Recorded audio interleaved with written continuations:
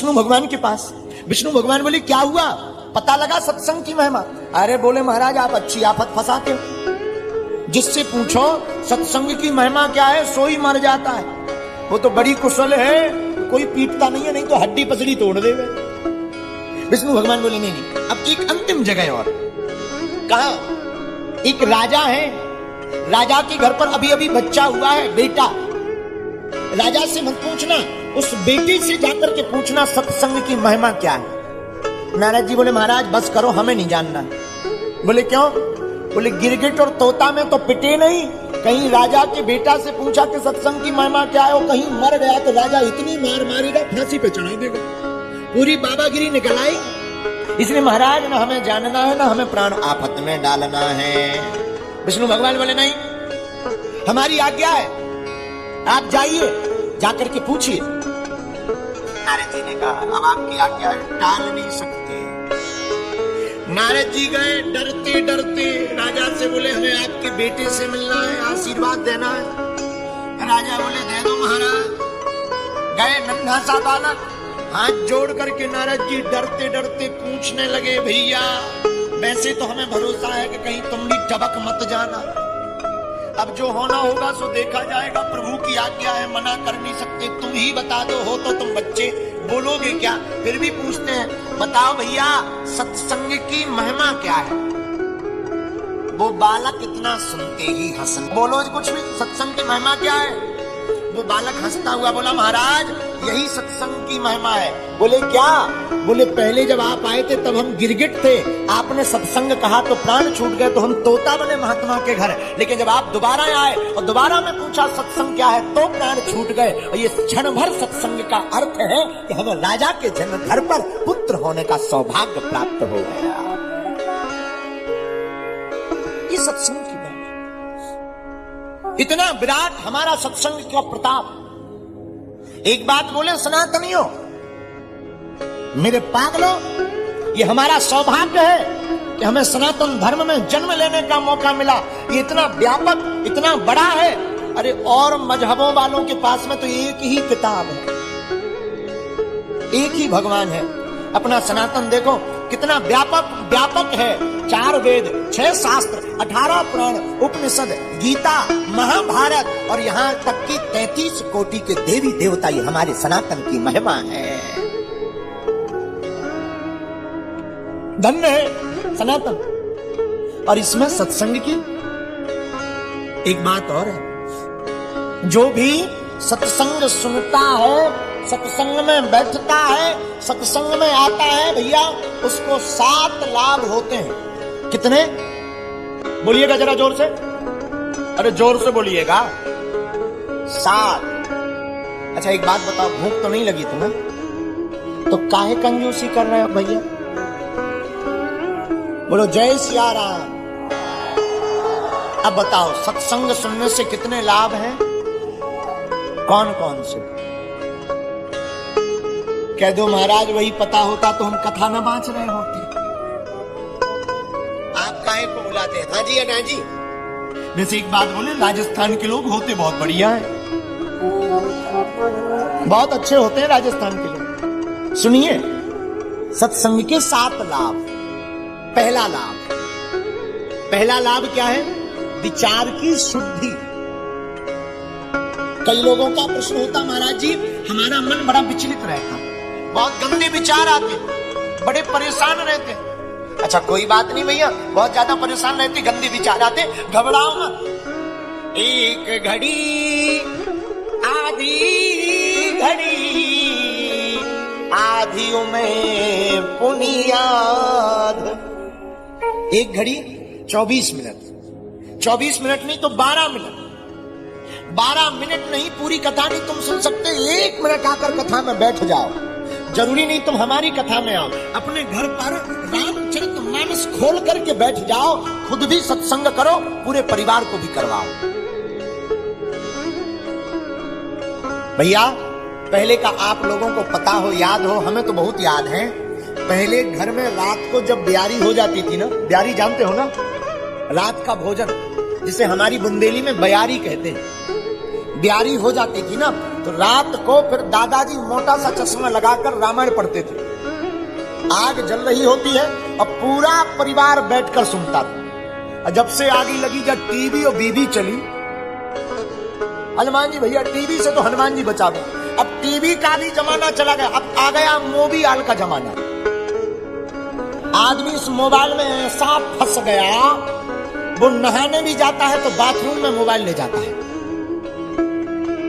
बहुत बुरा फंस गया, बहुत बुरा फंस गया। ये मोबाइल बहुत खतरनाक है। हनुमान जी बोलो जय सिया राम। अरे जरा जोर से बोलो ना, और जोर से बोलो। तो रामचरित्र मानस पढ़ने से या सत्संग सुनने से पहला लाभ क्या है? विचार की शुद्धि, विचार बढ़िया आएंगे, सोच बढ़िया होगी। भाई साहब विचार बढ़िया आएंगे ना तो मन हमारा प्रसन्न रहेगा। और सत्संग सुनोगे तो वासना का ध्यान नहीं। माई बाप जो पक्का सत्संगी हो जाएगा उसे वासना नहीं उपासना की याद आती है। तो पहला लाभ है विचार शुद्ध। दूसरा लाभ क्या है? इंद्रिय निग्रह। इंद्रिय निग्रह का मतलब इंद्रियों पर कंट्रोल। कई बार हम वो भी देख लेते जो देखना नहीं चाहिए, वो भी सुनते जो नहीं सुनना चाहिए, वो भी बोल देते जो नहीं बोलना चाहिए। लेकिन जो सत्संग करता है उसका इंद्रियों पर काबू हो जाता। आंखों से क्या देखना चाहिए, कानों से क्या सुनना चाहिए, कुछ उल्टा सीधा सुन लेगा तुरंत राम राम राम राम राम राम करेगा।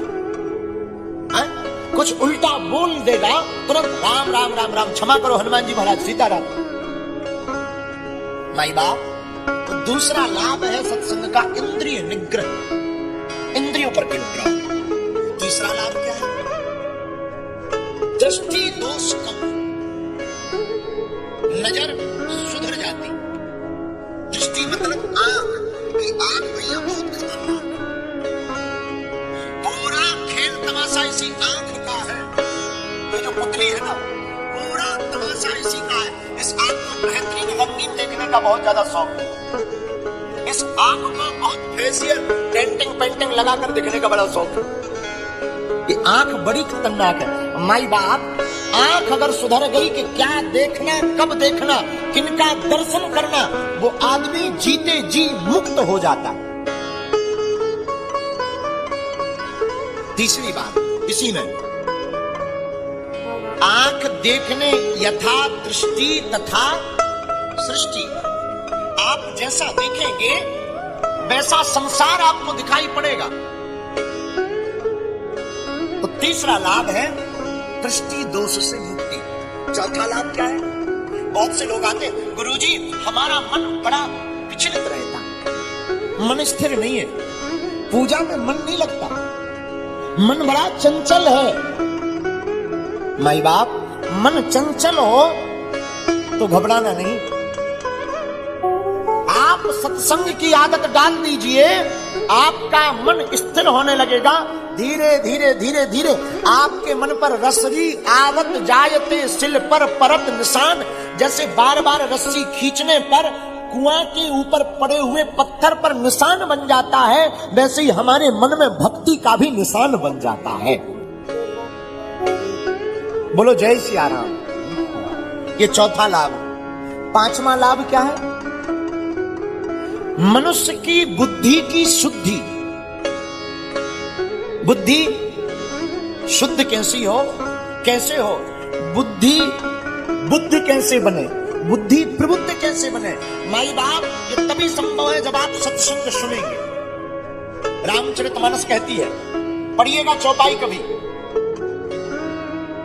बिनो सातो संग विवेक न होई,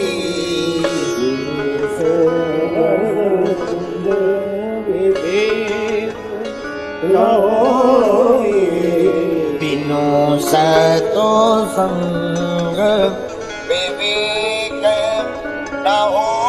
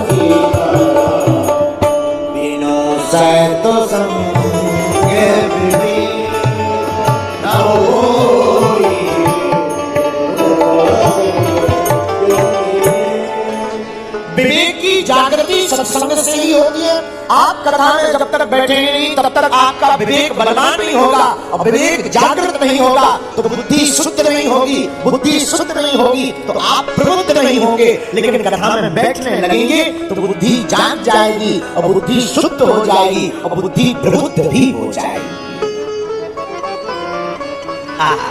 इसलिए माई बाप, राजस्थान के पागलों, हमारी प्रार्थना है, एक घड़ी ही सही रोज भगवान की कथा की आदत डाल लेनी चाहिए। आदत ठीक होती है, लेकिन कई लोग तो आदत का अनर्थ कर देते। राजस्थान में एक आदमी पेट पे उल्टा लटका, उल्टा। हम मिले, हमने कहा क्या हुआ, कहाँ के हो, बोले बारह जिला की। क्या नाम है, चंगीला। उल्टे क्यों लटके हो, बोले दरअसल हमने सिरदर्द की गोली खाई। तो हमने कहा उल्टे लटकने से क्या मतलब, बोले वाह सीधे रहेंगे तो गोली पेट में नहीं चली जाएगी। बताओ ये अर्थ का अनर्थ है कि नहीं, बोलो जय श्री राम, जोर से बोलो। अर्थ का ये अनर्थ है, अर्थ का अर्थ यही है। आपकी कुछ समझ में नहीं आवे, देखो बहुत तेज धार चल रही हो तो फिर धारा के विपरीत नहीं बहना चाहिए, हाथ पांव छोड़कर अपना बचाव करके धारा के साथ बह लेना चाहिए। ऐसी ही कथा की धारा है, ये बह रही है, आपको भी। अच्छा एक बात कभी आपने सोचा कथा में दोनों हाथ क्यों उठाते, बताओ क्यों उठाते, बोलो क्यों उठाते हैं? जब कोई डूबने लगता है तो वो कैसे करता है, बोलो। हाँ जी है जी, कोई डूबने लगता है तो दोनों हाथ ऊपर करता है, बचाओ बचाओ बचाओ। उसी प्रकार हम लोग भी इस संसार सागर में डूब रहे हैं। जब कथा में आकर के ज्ञान होता है तो दोनों हाथ उठाकर परमात्मा से कहते हैं पकड़ लो हाथ बंगाली, नहीं तो डूब जाएंगे। ये विवेक कब जागृत होगा? प्रभु चरित्र सुनबे को रसिया, जब भगवान की कथा सुनोगे तो विवेक जागृत ही होगा। तो पांचवा फायदा लाभ सत्संग में मनुष्य की बुद्धि की शुद्धि होती है। और छठवां फायदा क्या है? भक्ति दृढ़ हो जाती है। जो भक्त होते हैं ना, जिन्हें भगवान से प्यार होता है, जिन्हें परमात्मा से प्रीति होती है, जो भगवान के नाम का जाप करते हैं, जो प्रभु की याद में रोते रहते हैं। अरे भैया भगवान की याद में जो रोता है वही तो भक्त कहलाता है। बड़ा बेचैन रहता हूँ तुम्हारी याद में मोहन, बड़ा बेचैन रहता हूँ तुम्हारी याद में मोहन, तुम्हारे बिन ठाकुर जी जिया अब नहीं जाता है, तुम्हारे बिन ठाकुर जी जिया जो परमात्मा का भक्त होता है रोता है, आंखें झरझर करके आंसू बहाती है। अच्छा भक्ति से रोने का संबंध क्या है? देखो जनकपुर में जब अकाल पड़ गया तो महाराज जनक को किसी ने सलाह दी कि वर्षा नहीं हो रही है, वर्षा होने के लिए तुम्हें हल चलाना पड़ेगा, यज्ञ करनी पड़ेगी तभी बारिश होगी। महाराज जनक ने हल चलाया और उस हल का फल यह निकला कि हल का फल घट से टकराया और धरती माता से भिड़ गई। अकाल पड़ा, अकाल पड़ते राजा जनक परेशान है कि अब कैसे बारिश होगी, प्रजा बेहाल है। घट से टकराया, माता भक्ति प्रकट होगी और माता भक्ति प्रकट हुई तो देखते ही महाराज जनक की आंखों में आंसू आ गए। इससे सिद्ध होता है कि भक्ति बिना आंखों के पानी की अधूरी हो जाती है। और माता जानकी के प्रकट होते ही बारिश झमझम करके होने लगी। तब तो और सिद्ध हो गया कि भक्ति जहाँ प्रकट होगी वहाँ बारिश होगी, और जिससे परमात्मा से प्रेम होगा वहाँ भी उसकी आंखों से झरझर करके बारिश होगी। तो धन है भगवान की कथा। जो भगवान की कथा में बैठता है वो छठवां फायदा क्या पाता? भक्ति उसकी दृढ़ हो जाती है। गोस्वामी तुलसीदास जी कहते हैं भगवान शंकर की वाणी रामचरितमानस क्या कहते हैं? भगवान शंकर उमा से कहते हैं, देवी सत्य बताएं क्या है? बोले हाँ, उमा कहूँ में अनुभव हरि भजन करत सब समय। हाँ, उमा कहूँ में अनुभव सत्य हरि भजन जगत सब सब। श्री राम जय राम जय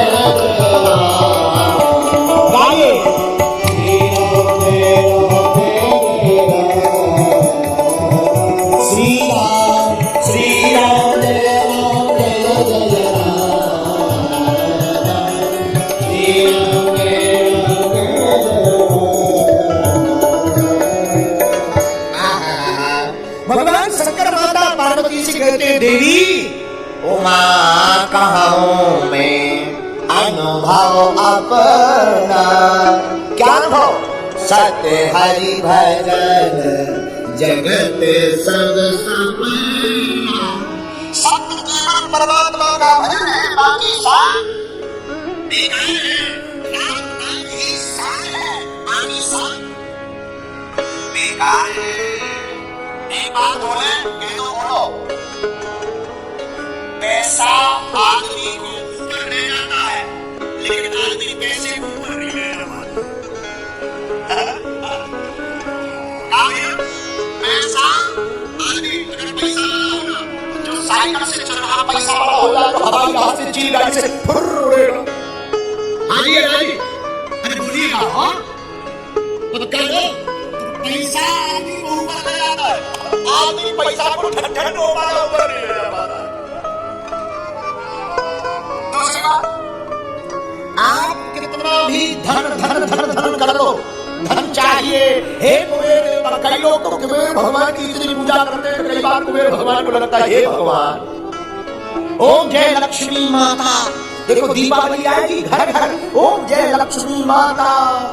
हमारे घर में पैसा नहीं आता। कई लोगों को केवल नोट ही सुहाता। कई लोगों के भारत में, विदेशों में भी है खाता। अच्छा लेकिन एक बात बोला, धन कितना भी तुम धन कर लो, जब मरोगे तो कार्ड में धन ही लिखेगा। क्या लगेगा? क्या लगेगा कार्ड में? अमुक आदमी का निधन हो गया, जिंदगी भर करते रहे, धन बाद में मिल गया, निधन ठगली के मारे। बोलो यही आ रहा। तो क्या करें गुरु जी? अगर हमारे पास पैसा है तो क्या करें? कुछ नहीं, कल जाके कथा में चढ़ा दो। अरे कुछ मत करो, जो है भगवान का दिया है उसको सम्मान में लगा दो, गरीबों की सेवा में लगा दो, और जो है उससे गरीब बेटियों का विवाह करवा दो। भगवान की कथा सुनो और दूसरों को भी सुना दो। बोलो यही आया। जो बोलो। अब जिनके पास नहीं है वो क्या करें? जिनके पास है ये तो उनका उपाय। कोई कहे गुरुजी हम तो गरीब आदमी हैं, हम क्या करें? सुनो, ना पैसा लगता है, ना रुपया लगता है, राम राम बोलिए बड़ा अच्छा लगता है। ना पैसा लगता है, ना रुपया, ना पैसा लगता है, ना रुपया लगता है, राम राम बोलिए बड़ा अच्छा। क्या लगता है? बड़ा अच्छा लगता है, बड़ा अच्छा है। भैया जिनके पास धन है वो ये काम करें, जिनके पास नहीं है वो ये काम करें, और जिनके पास है और नहीं है वो दोनों मिलकर के ये काम करें। क्या?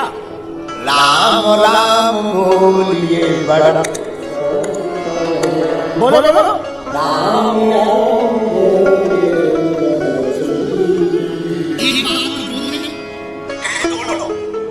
अरे क्या जोर से।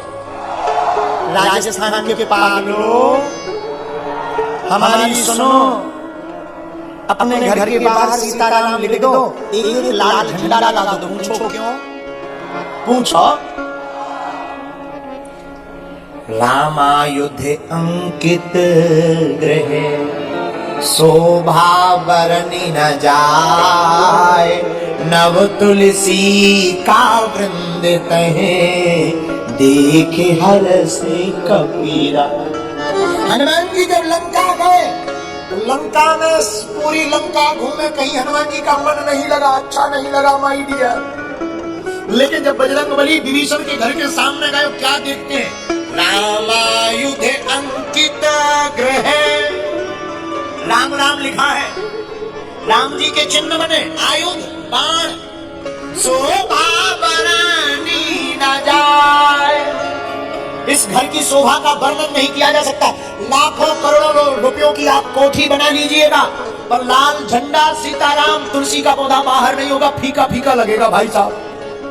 लेकिन छोटा सा मिट्टी का मकान भी बना हो, लाल झंडा हनुमान जी उस पर बने हो और सीताराम लिखा हो और तुलसी का पौधा बाहर लगा हो, दूर से पहचान में आ जाता ये पक्के सनातनी का मकान है।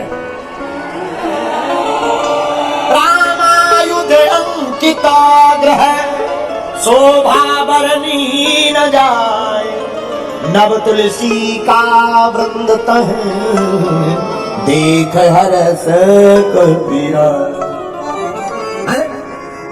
हनुमान जी लंका में किसके द्वार पर रुके? विभीषण के घर के बाहर। क्यों? क्योंकि उनके घर के मकान के बाहर राम राम राम राम राम लिखा है। जिसके घर के बाहर राम राम लिखा होता उसके घर पर डेरा राम दूत का होता, और जो बिना राम राम वाला लिख देता है कुत्तों से सावधान। राम राम राम हनुमान जी बचाए, हे बजरंगबली हमें बचाना। आजकल जमाना बदल गया, धन्य है मॉडर्न जमाना। पहले लोग लिखते थे सीताराम श्री गणेशाय नमः शुभ लाभ, यहाँ से निकले जो नर नारी सबको सीताराम हमारे। मॉडर्न जमाना है, सब बंद हो गया, फिर लोग लिखने लगे वेलकम, अब वो भी बंद हो गया भाई साहब। अमीर आदमी तब माना जाता है जब कुत्ते हो, बड़ा अमीरों में गिनती नहीं। एक ऐसी कहीं पर सोसाइटी है, हम भूल गए, क्षमा करना, I am very very no sorry. क्या? एक ऐसी सोसाइटी है जहां रहने के लिए अनिवार्य है कुत्ता रखना। एक बार हमने कुत्तों से पूछा, कुत्तों, बोला जी गुरुदेव। हमने कहा आजकल तुमने काटना क्यों बंद कर दिया? बोले गुरुजी इंसानी इंसान को इतना काट रहा, हमारी क्या जरूरत है? तो पहले लिखते थे सीताराम श्री गणेशाय नमः शुभ लाभ अतिथि देवो भवः। अब अमीर आदमी तो माना जाता है जब वो बड़ा सा बोर्ड टांग दे लेते कुत्तों से सावधान। समझ में ही नहीं आता एक कुत्ता है कि सब ही है। क्षमा कीजिएगा, बुरा मत मानना, हमारी बात बहुत गंभीरता के साथ सुनना। कुत्तों से सावधान तो लिख देते हो, कोई बुराई नहीं, जीव है, जीवों पर दया करो, जीवों को पालो, पर गौ माता को भी रखना भी तो मत भूल जाओ। और दूसरी बात, लंका में रह करके जब विभीषण जी, देखो रामायण में दो पात्र हैं माई बाप, एक विभीषण जी का, दूसरा मंथरा का। राम के राज्य में रह करके मंथरा सुधरी नहीं और रावण के राज्य में रह करके विभीषण बिगड़ा नहीं। इसलिए माई बाप आप जहां रहते हो आज ही घर जाना, कल राम नाम का झंडा लगा देना, ताकि दूर से ही दूसरों को पता लग जाए कि ये पक्के कट्टर सनातनी का घर है। भाई बाप ऐसा हम क्यों कह रहे? भक्ति दृढ़ सर्वत्र भक्तिमय माहौल होगा तभी होगी। ये छठवां फायदा। सातवां फायदा क्या है? कथा सुनने से सातवां अंतिम फायदा है, कथा में आओगे तो तुम्हें ये महात्मा मिलेगी, महात्मा मिलेंगे तो परमात्मा भी मिलेगा। महात्मा ही परमात्मा का परिचय कराएंगे। माई बाप बोलो जय सिया राम। अब आजकल लोग महात्माओं के चक्कर में नहीं है, ना ना ना ना ना, आजकल आदमी तो घरवाली के चक्कर में। बोलो जय सिया राम, जरा जोर से बोलो। एक जगह हम कथा कर रहे थे, अब ये नहीं बताएंगे कि 12 जिले में ही कर रहे थे, नहीं तो आपको बुरा लग जाएगा। तो हम दूसरी जगह वेस्टर्न बीच का बोल देते हैं। हम दूसरी जगह कथा कर रहे थे, हमने कहा माइक से, भाई स्वर्ग किस किस को जाना है हाथ उठाइए। सबने हाथ खड़े कर दिए। एक आदमी राजस्थान का 12 जिले का वहीं बैठा था। उसने हाथ खड़े नहीं किए। हमारा दिमाग खराब, हमने माइक से ही बोला क्या बात है ताऊ, स्वर्ग नहीं जाओगे? बोला गुरुजी म्यारी लुगाई बिंदरी कह रही थी डायरेक्ट कथा से घर आना, वरना हाथ पैर तोड़ दिए जाएंगे।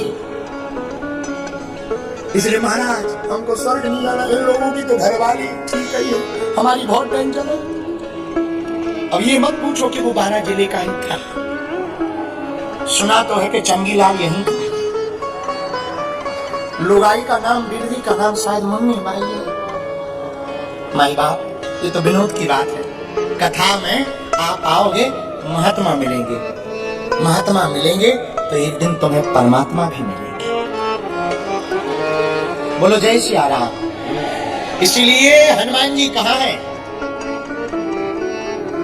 प्रभु चरित्र सुने बे को रसिया, प्रभु चरित्र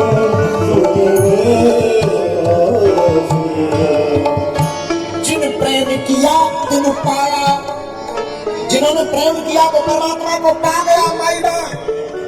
और तुम्हें भी अगर हनुमान जी को पाना है, तुम्हारी जिंदगी में संकट है, तुम परेशान हो, मेरे पाग लो, तुम संकट मोचन के चरण पकड़ लो, कोई तुम्हारा बाल बांका नहीं कर सकता। और हनुमान जी तुम्हें कहां मिलेंगे? जहां जहां कीर्तन होता श्री राम का, जहां जहां कीर्तन होता श्री राम का, जहां जहां कीर्तन होता श्री राम का, जहां जहां कीर्तन होता श्री राम का, जहां जहां कीर्तन होता श्री राम का, जहां जहां कीर्तन होता श्री राम का, लगता है पहरा वहां श्री हनुमान का, लगता है पहरा वहां श्री हनुमान का, राम जी के चरणों में हो।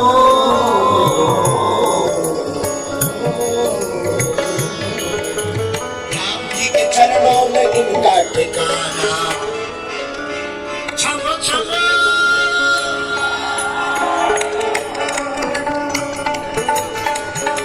हाथ उठाएंगे।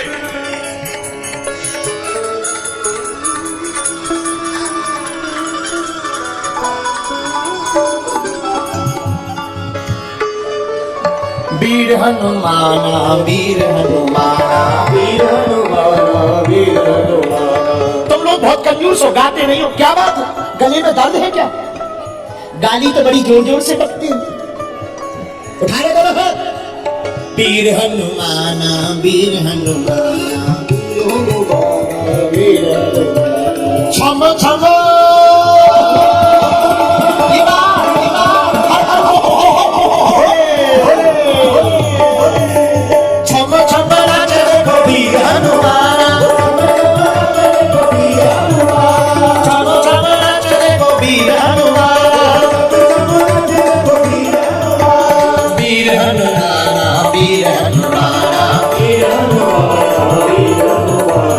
भक्तों में भक्त बड़ा हो,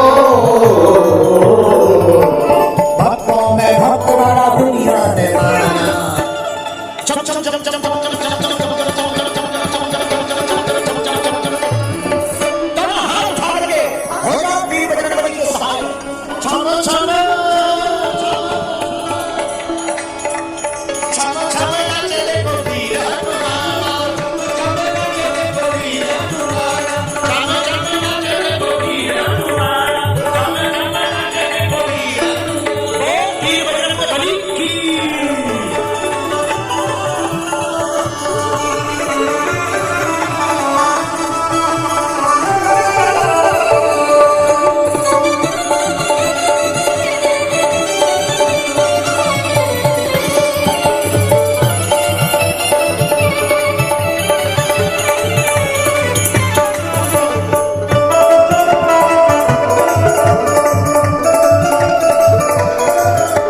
क्या पीछे वाले हनुमान जी के भक्त नहीं? हमने सुनाया ना हनुमान जी कहाँ गए थे? जहाँ जहाँ कीर्तन होता श्री राम का, जहाँ जहाँ कीर्तन होता प्रभु राम का,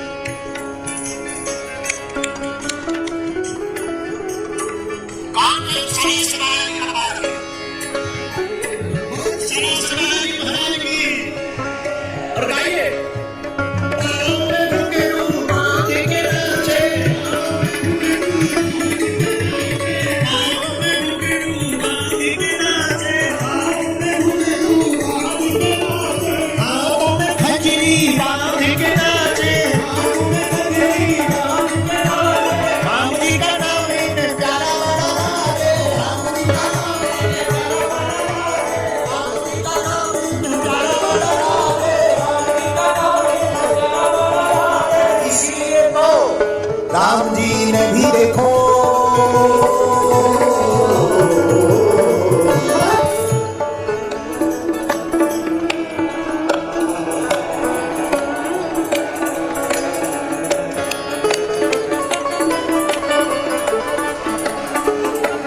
राम जी ने भी देखो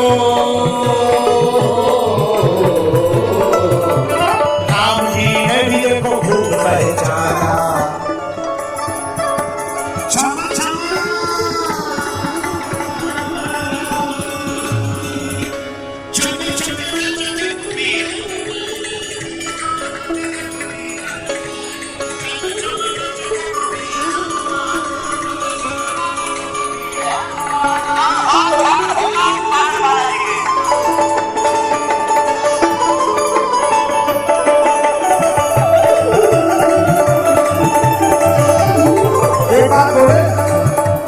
जो हनुमान जी की कथा में और हनुमान जी के कीर्तन में ताली नहीं बजाएगा अगले जन्म में बाकी शादी नहीं होगी।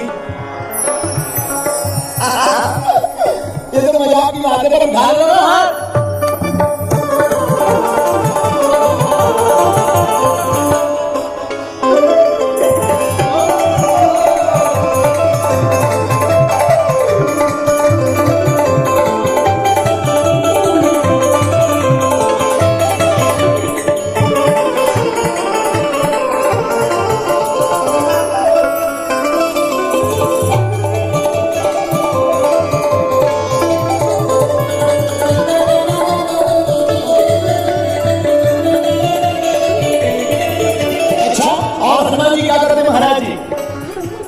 नाच नाच नाच प्रभु राम को रिझावे। हनुमान जी ने राम जी को रिझाया, तुम हनुमान जी को रिझाना चाहते हो या नहीं? क्या तुम भारत को हिंदू राष्ट्र बनाना चाहते हो या नहीं? उठा लो ना हाथ। नाच नाच नाच प्रभु राम को रिझावे। नाच नाच नाच प्रभु राम को रिझावे। बनवारी रात दिन नाचता ही जावे। बनवारी रात दिन नाचता ही जावे। भक्तों में भक्त बड़ा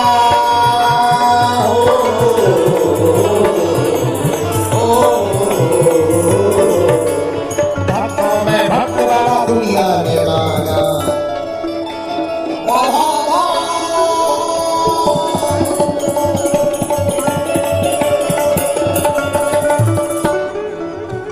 भक्तों में भक्त वाला दुनिया ने माना। अब दोनों हाथों उठा ही लो प्यारे। छम छम नचने को वीर हनुमान। छम छम नचने को वीर हनुमान। छम छम नचने को वीर हनुमान।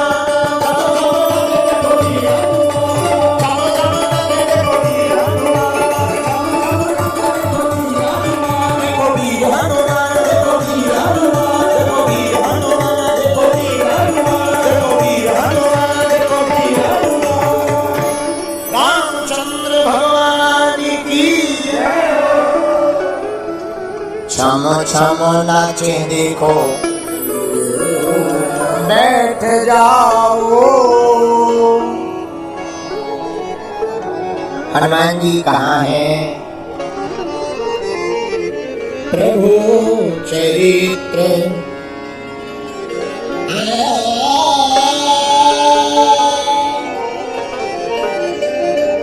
सुन रसिया राम लखन सीता बसिया राम लखन सीता मन बसिया प्रभु चरित्र सुन रसिया राम लखन सीता बसिया राम लखन सीता मन बसिया। हनुमान जी राम के चरित्र में राम चरित्र सुनने के लिए विराजमान होते हैं। एक बात और, मेरे पागलों, राम का चरित्र अगर तुम्हारे चित्त में बैठ जाएगा तो तुम्हारी जिंदगी में फिर भूत नहीं राम जी के दूत आएंगे। राम का चरित्र अगर तुम्हारे चित्त में बैठ जाएगा तो फिर भूत नहीं कौन आएंगे? और किसी के घर में हो अगर भूत तो तुम राम का चरित्र चित्त में बैठा लो, उनकी पिटाई लगाएंगे राम जी के दूत। क्यों? भूत पिशाच निकट नहीं आए। हनुमान चालीसा की चौपाई।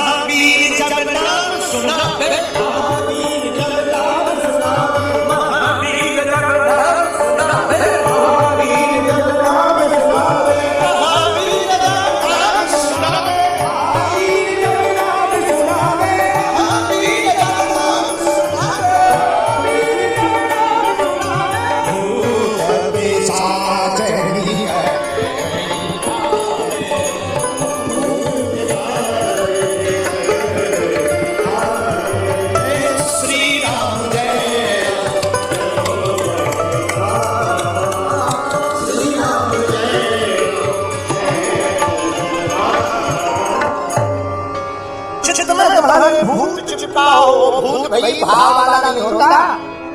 भूत भी कई प्रकार का होता है। कई लोगों को धन का भूत लगता है, कई लोगों को लुगाइयों का भूत लगता है, कई लोगों को संपत्ति का भूत लगता है, कई लोगों को पद का भूत लगता है, कई लोगों को पुरानी बीवी बनने का भूत लगता है। मेरे पास तुम्हारे अगर कोई भूत सताया तो घबराना नहीं, हनुमान की भाव में आकर बैठ जाना। तुम्हारे चित्त के भूत के राम के चरित्र में राम जी के दूत हटा लेंगे।